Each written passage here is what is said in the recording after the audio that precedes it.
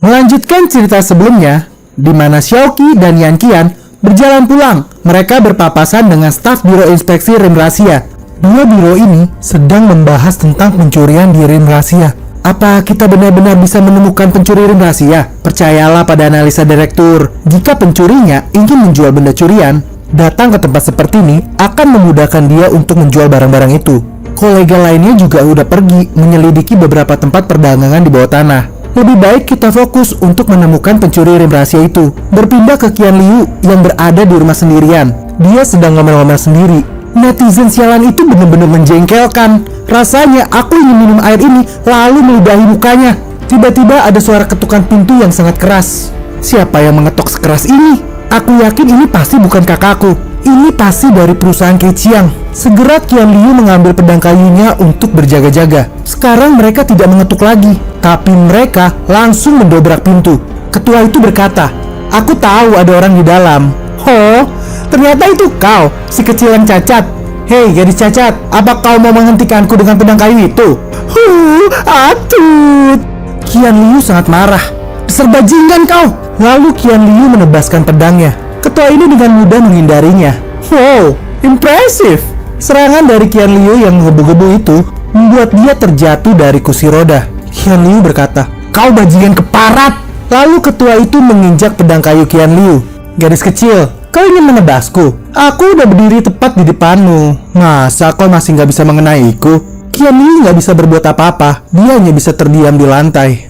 Lalu ketua itu memerintahkan bawahannya untuk segera beraksi. "Kalian semua, cepat geledah rumah ini. Lihat, apakah kedua orang itu ada di rumah. Terutama bajingan yang berani melukai salah satu orangku. Aku akan membuat dia menyesal karena telah menyinggung perusahaan Keqiang." Para bawahannya itu menghancurkan seisi rumah. Setelah mereka mencari, mereka melaporkan pada ketua. "Ketua, kami sudah mencari di setiap ruangan. Mereka berdua nggak ada." Sayang sekali. Sambil menatap Qian Liu, ketua ini berkata, "Namun kita nggak bisa pergi dengan tangan kosong. Kalian semua, bawa si cacat ini. Aku yakin dua orang itu akan mendatangi kita dengan sukarela." Qian Liu yang nggak bisa bangun terus melompat. "Bajingan sialan, akan kubuat kau mati mengenaskan." Bawahan ketua itu mengingatkan, "Ketua, apa ini ide bagus? Ini akan menjadi penculikan. Dan jika semuanya di luar kendali..." Ketua itu memotong, "Kau ada benarnya. Tapi jika kita cuma pergi begitu aja, kita nggak akan meninggalkan kesan mendalam bagi mereka. Bagaimana kalau begini? Kulihat kau benar-benar memikirkan masalah ini. Jadi aku akan memberimu tugas. Ketua, berikan saja aku perintah. Ini adalah kunci truk. Kau tunggu di dalam truk. Saat mereka muncul, tabrakan truk ini ke dalam halaman. Buat itu terlihat seperti kecelakaan biasa, di mana truknya itu telah kehilangan kendali. Jangan lupa juga, isi truk itu dengan sampah." Setelahnya, mereka pergi meninggalkan rumah itu. Tidak berapa lama kemudian, hujan deras pun turun. Yan Qian dan Qian Liu masih dalam perjalanan kembali ke rumah.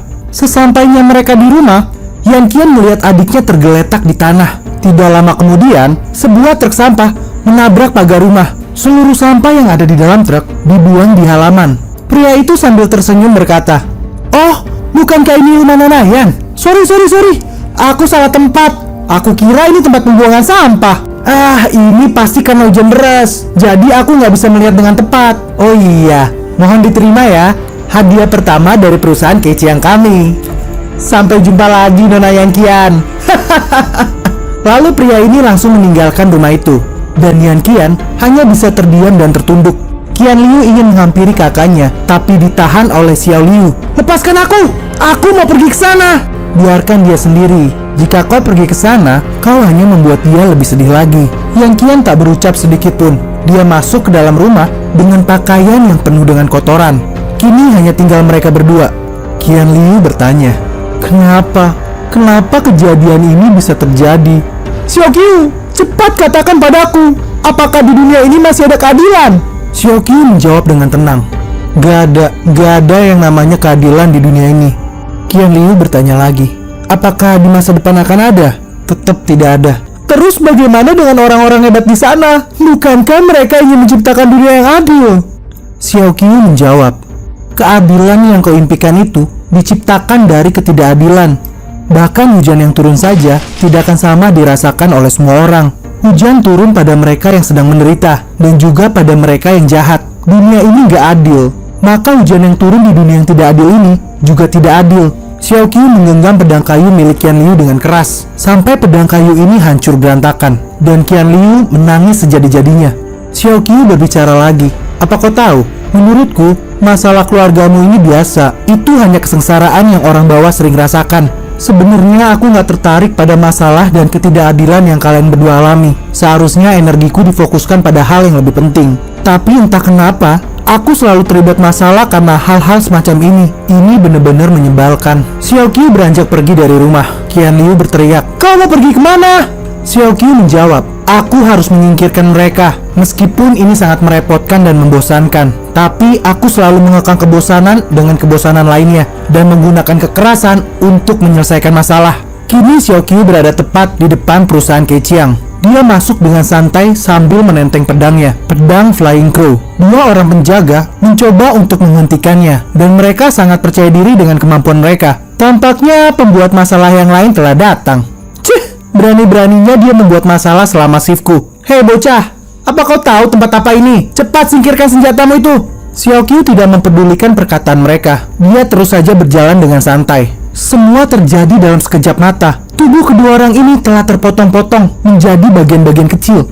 Semua orang yang melihat itu berteriak histeris. Lalu sistem mengeluarkan sebuah misi. Blood Sacrificial Blade, pedang yang telah merasakan banyak darah di medan pertempuran ini, sekali lagi telah dibangkitkan oleh darah Dewa Demon.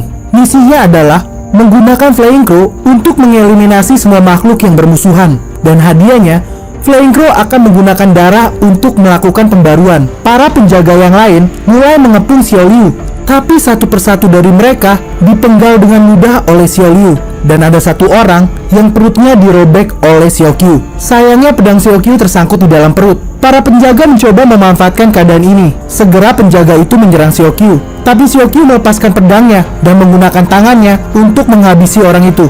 Penjaga itu tampak bingung. Dia mengira bahwa Xiao Qiu adalah pengguna senjata, tapi kok bisa-bisanya tinjunya lebih kuat daripada petarung. Berpindah ke lantai atas di dalam gedung itu, para petinggi perusahaan Keqiang sedang berkumpul. Mereka membahas tentang rumah Yan Qian yang sebentar lagi akan mereka dapatkan. Tiba-tiba seorang bawahan masuk ke dalam ruangan itu. "Bos, ini buruk. Seseorang telah membunuh para penjaga dan dia sedang dalam perjalanan ke sini."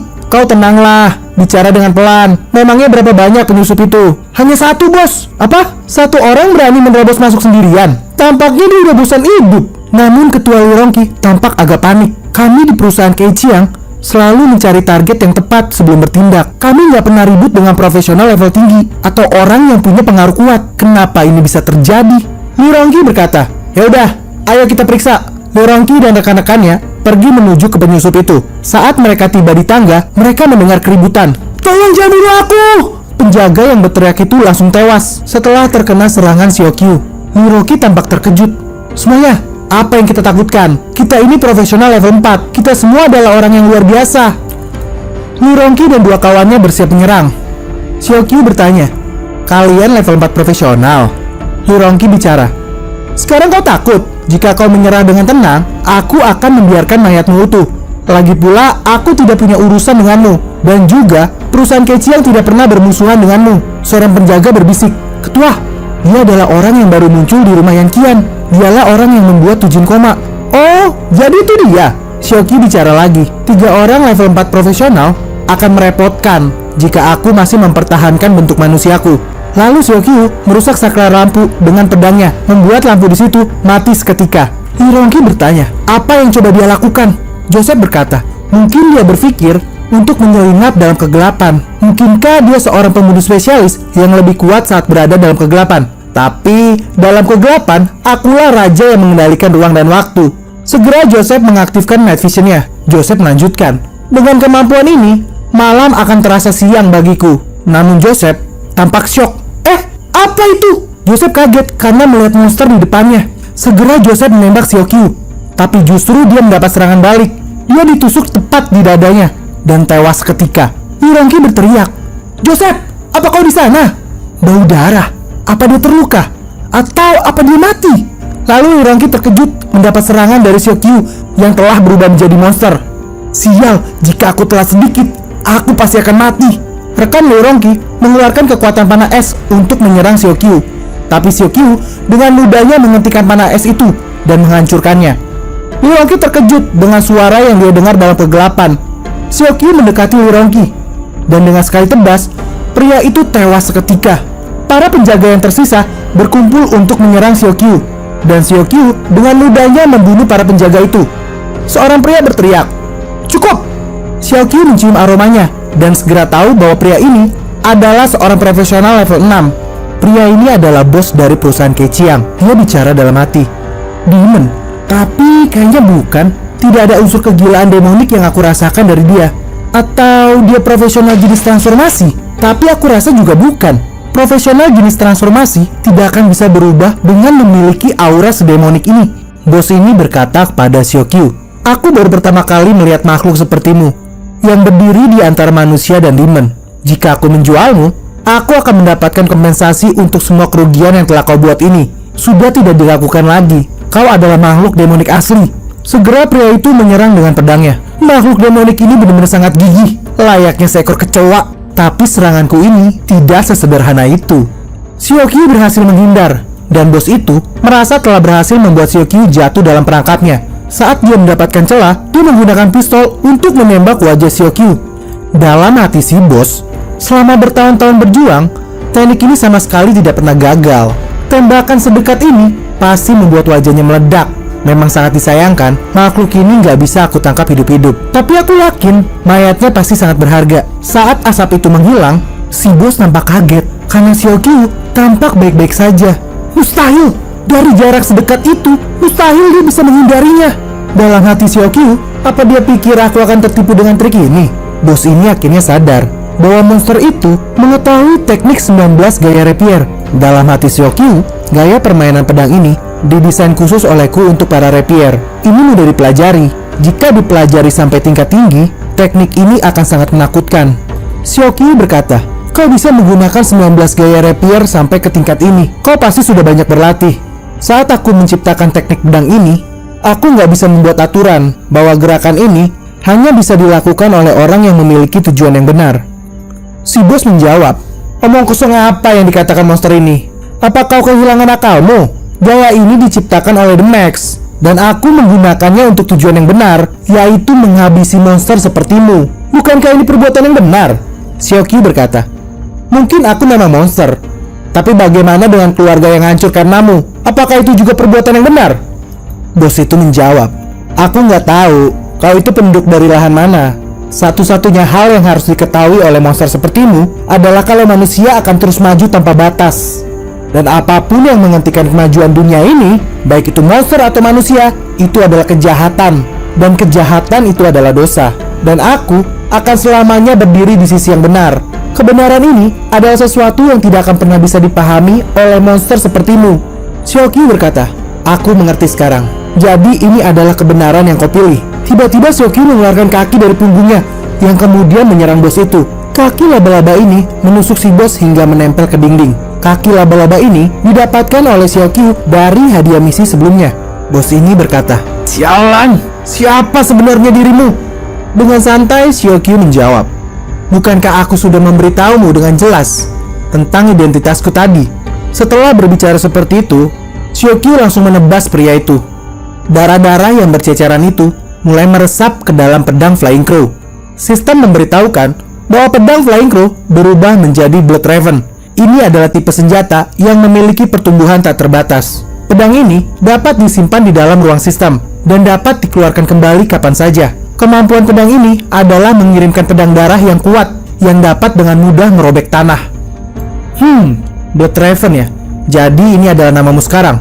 Meskipun tidak ada perubahan pada permukaannya, tapi saat aku memegangnya, samar-samar aku bisa merasakan sesuatu seperti detak jantung darinya. Pertumbuhan tidak terbatas dari pedang iblis bersamaan dengan pertumbuhan tidak terbatas dari monster sepertiku, ini benar-benar saling mendukung. Seorang penjaga tampak ketakutan melihat Xiaoqiu dan tubuh bosnya yang sudah tidak bernyawa. Dia berteriak, "Jangan bunuh aku!" Tapi Xiaoqiu tidak peduli. Segera Xiaoqiu menggunakan skill baru dari pedangnya. Serangannya ini benar-benar dahsyat dan orang itu langsung hancur berantakan. Bahkan serangannya sampai menembus kaca gedung. Di luar gedung, sekelompok tentara sudah bersiap-siap. Mereka telah mengepung gedung ini. Seorang pasukan melapor, "Komandan Chiang, kami telah sepenuhnya mengepung gedung Kaichiang. Semua jalan di atas tanah dan jaringan di bawah tanah semuanya telah dijaga. Kami sudah siap untuk menyerang kapanpun itu." Kapten Chiang menjawab, "Oke, kita tunggu dulu. Bujuk mereka untuk segera menyerah dan cari tahu apa yang terjadi di dalam sebelum membuat keputusan. Menyerang dengan gegabah hanya akan melukai orang-orang yang tidak bersalah." Dalam hati Kapten Chiang, "Gak bersalah. Aku rasa tidak ada setengah dari seluruh orang di perusahaan Kaichiang yang tidak bersalah. Tapi meski begitu, ini merupakan perintah dari pemerintah federal agar kami menghakimi siapapun pelakunya. Bahkan jika mereka memberikan 10.000 alasan, mereka masih akan tetap menerima hukuman." Seorang pasukan berkata, "Seseorang baru saja keluar." Xiaoqiu keluar dari gedung, dan para pasukan itu segera menangkapnya. Berpindah ke rumah Yang Qian. Yang Qian terkejut mendengar ucapan dari Qian Liu. Yang Qian berkata, "Dia menuju perusahaan Kaichiang sendirian dengan membawa pedang. Apa dia gila? Dia pasti akan mati." Bergegas Yang Qian pergi meninggalkan rumah, dan Qian Liu berteriak ingin ikut. Tapi Yang Qian tidak menghiraukannya. Baru saja keluar rumah, tiba-tiba seorang pasukan menghadang Yang Qian. Pasukan itu bertanya, "Nona, apa kau Yang Qian?" Yang Qian menjawab, "Iya, itu aku. Apa terjadi sesuatu?" "Nona, kami membutuhkan kerjasamamu." Pasukan itu menunjukkan foto dari Xiaoqiu. "Apa kau mengenali orang ini?" Berpindah ke penjara eksklusif. Di sebuah ruangan interogasi, Yang Qian duduk dengan tangan terikat. Kapten Chiang melihatnya dari cermin satu arah. Dia berkata, "Apa dia masih tidak mengatakan siapa dia atau dari mana asalnya?" Petugas itu menjawab, "Iya pak, tapi dia mengakui serangannya pada perusahaan Kaichiang. Selain itu, satu-satunya informasi yang kita ketahui adalah namanya. Namanya adalah Xiaoqiu. Dia tidak memiliki dokumen apapun, seperti sertifikat kelahiran, informasi belanja, atau bukti perjalanan apapun. Tidak ada informasi yang bisa diakses darinya. Dia seperti hantu yang melarikan diri sepenuhnya dari pengawasan pemerintah. Jadi kami mulai menyelidiki Xiaoqiu dan mengetahui kalau dia memiliki hubungan dengan seorang wanita bernama Yang Qian. Saat ini, dia tinggal bersama Yang Qian. Selain itu, orang dari Biro Pengawasan Rim Rahasia juga sedang mencarinya. Biro Pengawasan kabarnya sedang mencari pencuri misterius yang melewati pengawasan biro dan memasuki Rim Rahasia tanpa izin." Kapten Chiang berkata, "Pria ini benar-benar sangat misterius. Lalu bagaimana dengan Yang Qian? Siapa dia?" Petugas kembali melaporkan, berdasarkan penyelidikan, Yang Qian adalah healer profesional level 2 dan ayahnya adalah profesional level 5. "Oh, level 5? Kapten Chiang penasaran dengan ayah Yang Qian. Petugas itu menjawab, "Iya kapten, dia pernah menjadi pasukan. Tapi luka setelah pensiun membuat kekuatannya menurun. Awalnya sesuai kebijakan, dia bisa saja menjadi petugas pemerintah di kota Dahe, tapi dia menolak dengan sopan. Setelah itu, dia meninggal dalam insiden beberapa tahun lalu. Dan adik dari Yang Qian, yaitu Qian Liu, juga cacat seumur hidup setelah kejadian itu. Dari keterangannya, dia menjelajahi Rim Rahasia dengan timnya yang bernama Steel Cutting Squad. Dia bertemu Xiaoqiu yang tiba-tiba muncul di dalam Rim Rahasia tanpa laporan resmi. Pernyataan ini konsisten dengan survivor lain di squad Steel Cutting yang kami kunjungi. Alasan Xiaoqiu datang ke perusahaan Kaichiang adalah karena perusahaan itu berusaha merebut tanah dari tempat tinggal milik Yang Qian. Jadi Xiaoqiu memang datang untuk membela Yang Qian." Seseorang tiba-tiba berbicara. Tampaknya ada ahli pedang yang haus darah. Kapten Chiang melihat ke belakang dan segera menyambut kedatangan Direktur Arthur. Direktur Arthur berbicara, "Kelihatannya memang kita harus masuk sendiri dan langsung bertanya padanya." Kapten Chiang adalah profesional level 7, sementara Direktur Arthur adalah profesional level 6. Mereka berdua disebut sebagai pejuang terkuat di kota Dahe. Petugas itu berbicara dalam hatinya, "Kurasa orang di dalam itu tidak akan menyebabkan masalah." Kapten Chiang dan Direktur Arthur masuk ke dalam ruang interogasi. Xiaoqiu melihat dua pria itu. Kapten Chiang berbicara dalam hati, "Tatapan mata apa itu?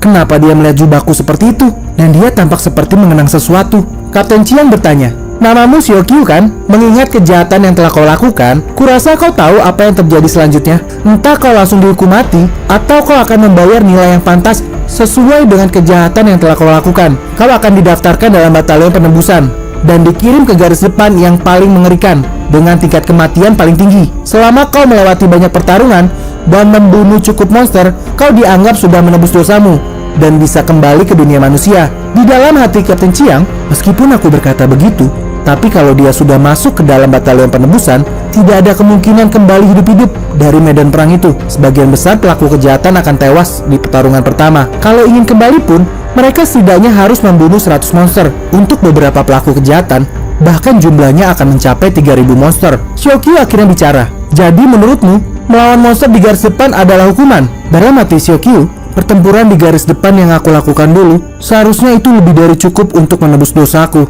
Kapten Chiang bertanya, kau terdengar seperti seseorang yang pernah ada di baris depan. Xiaoqiu menjawab dengan singkat, iya, aku pernah di sana.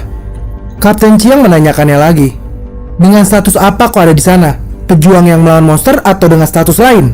Xiaoqiu menjawab status lain. Dalam hati Kapten Chiang, tidak banyak profesional yang memenuhi syarat untuk pergi ke garis depan dan bertahan hidup. Jika kami memiliki foto-foto saat itu, kami pasti akan menemukan jawabannya. Kapten Chiang berkata lagi, aku dan Direktur Arthur ini pernah ditempatkan di garis depan. Direktur Arthur menambahkan, aku ini berada di garis depan hampir 10 tahun dan bisa dikatakan aku adalah seorang veteran. Orang yang bisa lebih layak dariku hanyalah The Max dan grup hero pertama yang menjadi perintis di garis depan pertahanan monster. Kapten Chiang menambahkan, ini adalah mendali pemberian The Max. Aku juga bertarung di bawah kepemimpinannya, walau aku hanya mengikuti dan mengawasinya dari baris belakang. Direktur Arthur berkata lagi, karena kau telah berada di garis depan, kau pasti mengerti bahwa tidak mudah bagi manusia memiliki situasi yang damai seperti ini. Di lingkungan yang damai, keadaan yang tiba-tiba tidak stabil akan membuat semua ini jatuh ke dalam jurang. Apa kau mengerti? Kau bahkan masuk ke dalam room rahasia tanpa pengawasan biro pemantau. Begitu kabar ini menyebar, ini akan menyebabkan kerusuhan sosial. Xiaoqiu masih diam, dan Kapten Chiang bicara lagi. Meskipun kau sangat misterius, tapi sikap tidak kooperatif seperti ini hanya akan semakin menyusahkanmu. Aku harap kau bisa menjaga dirimu dengan membuat pengakuan sesegera mungkin. Jika kau dikirim ke ibu kota federal, jangan harap kau bisa menemui orang baik sepertiku dan Direktur Arthur. Lalu Kapten Chiang dan Direktur Arthur pergi meninggalkan Xiaoqiu. Dalam hati Xiaoqiu, dikirim ke ibu kota federal. Aku sangat senang kembali ke tempat itu. Tapi kelihatannya itu mustahil untuk saat ini. Di saat yang sama, sistem memberikan misi baru kepada Xiaoqiu, The Great Obscenity Reincarnation. Sistem menjelaskan bahwa Great Obscenity yang dikalahkan beberapa tahun lalu tidak diberantas sepenuhnya. Infeksi radiasi di dalam tubuh manusia sebenarnya merupakan sumber ledakan yang tidak stabil. Jika tidak sepenuhnya disingkirkan, maka Great Obscenity akan lahir kembali dari akumulasi radiasi. Jika radiasi di tubuh setiap orang dapat dihilangkan sepenuhnya saat Great Obscenity mati pertama kali, mungkin tidak ada kesempatan untuk Great Obscenity bereinkarnasi. Dan tujuan misi kali ini menghancurkan bencana baru Great Obscenity. Dan hadiahnya adalah inti dari Great Obscenity. Dalam hati Xiaoqiu, monster level bencana Great Obscenity, dia memiliki tingkat bencana yang sangat tinggi. Mereka sama kuatnya seperti level 13, yang terlemah ada di level 7 atau 8. Meski tanpa permintaan sistem, aku tahu Great Obscenity akan kembali karena ini sudah terjadi di kehidupanku sebelumnya. Tidak lama setelah ujianku, Great Obscenity menemukan profesional yang terinfeksi dan terakhir kembali menggunakannya. Great Obscenity seperti gulma. Selama ada sedikit infeksi tersisa, dia akan mengakumulasikan kekuatan dan tumbuh lagi suatu saat nanti. Saat itu, aku baru dikirim ke garis depan setelah persidanganku, dan lalu diperintahkan kembali ke kota Dahe untuk menyelesaikan krisis kota Dahe. Meskipun Great Obscenity tidak menyebabkan terlalu banyak bahaya, dan aku berhasil mengalahkannya hanya dengan pukulan. Meski begitu, masih banyak orang yang menghinaku. Mereka pada berkata, kenapa kau datang terlambat? Sebagai hero khusus, bukankah kau harusnya datangnya lebih awal? Kami telah memberimu banyak sumber daya, dan kau masih nggak tahu caranya berterima kasih. Ada lagi yang berkata, bukankah alasan Great Obscenity kembali adalah karena The Max tidak bisa menyingkirkannya sejak awal? Begitu banyak orang yang mati dalam bencana ini. Bukankah The Max harus minta maaf? Semua orang menuntut The Max untuk meminta maaf. Di tengah gelombang kritik itu, aku harus tetap berdiri depan semua orang. Mereka mengadiliku dan memintaku untuk meminta maaf. Di kehidupan kali ini, tidak ada lagi hero yang disebut The Max. Hanya aku, Xiaoqiu. Jadi buat apa aku peduli, mau nanti mereka hidup atau mati? Di ruangan yang berbeda, Direktur Arthur bertanya, bagaimana menurutmu? Dia bilang, dia pernah berada di garis depan untuk melawan monster. Kapten Chiang menjawab, aku udah tua dan telah lama pensiun dari sana. Kau yang seharusnya lebih tahu tentang situasi di garis depan dibanding denganku. Di garis depan, aku tidak pernah melihat siapapun yang memiliki kekuatan hebat seperti itu di usia muda. Menilai dari luka para korban di lokasi kejadian, Dia jelas punya kekuatan, dan kelihatannya dia juga punya senjata yang aneh. Jelas dia bukan profesional. Dia mungkin memiliki kemampuan ganda atau bahkan menjalani kelas sistem di saat yang sama. Direktur Arthur berbicara lagi. Apa menurutmu dia jenius? Orang lain tak akan bisa menyentuh dasar level 6 bahkan setelah mereka berlatih seumur hidup. Tapi dengan wajah semudah itu, dia memotong kepala profesional level 6. Dan dengan santainya, dia berjalan keluar dari gedung itu. Kapten Chiang berkata lagi, jenius. Kalau dia memang jenius, maka dia adalah jenius yang bodoh. Sangat tidak bijaksana mempertaruhkan hidupmu hanya untuk sampah seperti perusahaan Kei Chiang. Tapi, apapun itu kita serahkan saja pada orang-orang federasi untuk menilainya. Direktur Arthur menambahkan, ya bagaimanapun ini adalah federasi di mana The Max diadili. Dibandingkan dia, apakah jenius ini layak untuk masuk hitungan? Berpindah ke kota Star, ibu kota dari pemerintahan federal. Umat manusia telah selamat dari zaman kegelapan, dan kota-kota dibangun kembali. Pemandangan kota yang dibangun kembali terlihat seperti kota tingkat 2 atau bahkan tingkat 3. Bentuknya seperti kota di abad ke-20 atau 21 sebelum zaman kegelapan terjadi. Tapi berbeda jauh dengan kota Star, ibu kota dari pemerintahan federal. Kota ini adalah simbol kebangkitan kembali umat manusia, dan kota Star dibangun dengan sangat megah, layaknya kota dalam fiksi ilmiah masa depan. Di dalam suatu ruangan, Presiden Heo sedang rapat bersama jajarannya. Mereka membahas mengenai Xiaoqiu dan semua orang mengemukakan pendapat. Dengan ini, video ini pun berakhir. Kita akan lanjutkan lagi di video berikutnya. Gue yakin kalian pasti penasaran kan? Makanya, langsung aja subscribe channel ini dan nyalakan lonceng notifikasinya agar kalian tidak ketinggalan video-video gue berikutnya. Jangan lupa juga untuk like, komen, dan share ke sosial media kalian agar channel ini makin banyak dikenal oleh orang lain, sehingga kami semakin semangat untuk membuat video-video berikutnya. Sekian dulu video dari cerita Manhwa kali ini. Sampai jumpa di video berikutnya. Sayonara.